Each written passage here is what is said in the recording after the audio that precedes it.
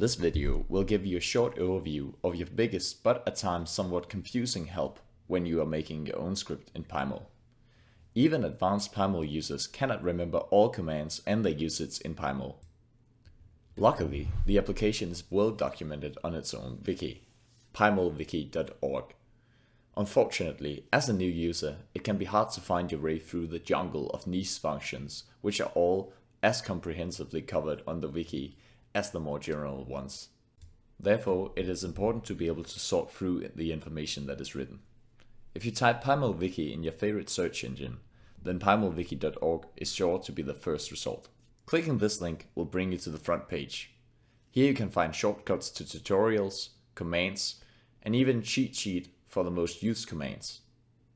Often, you will be thinking of a specific command that you need to learn how to use. In this case, you simply type the command into the search field.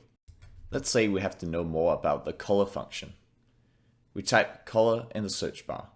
As it is the name of a command, we are taken directly to the wiki page for that command.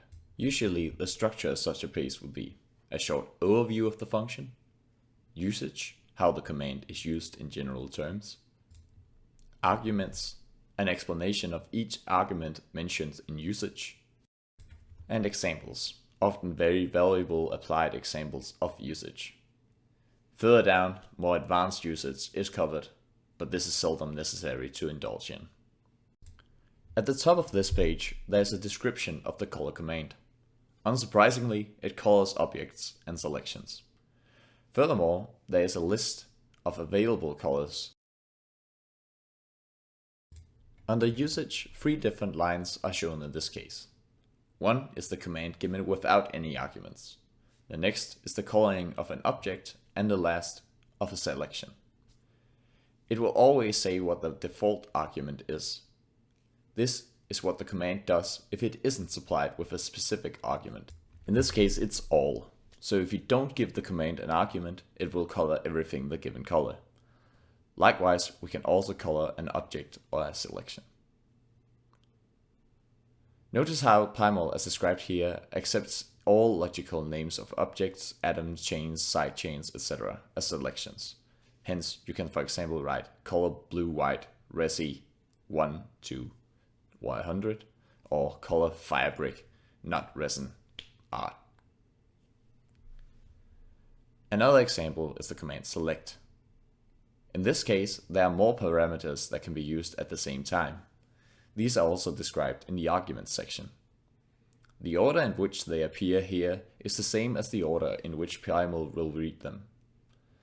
The first argument is therefore the name of the selection that is to be created, and the next argument is what should be selected. If you're unsure, then it's usually best to just leave out an argument, as the default argument is usually what you'll need then. Another way of using the search tool is just by searching for keywords. Example Kjaergaard. If we want to find a command to measure angles between 3 atoms, but don't know the command, or if it even exists, it would make sense to search angle. Related wiki pages will show up. PyMOL Wiki usually follows general conventions for application documentation, and is a perfect place to practice using documentation.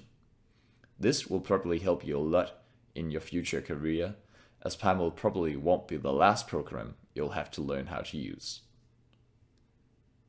Have fun scripting out there.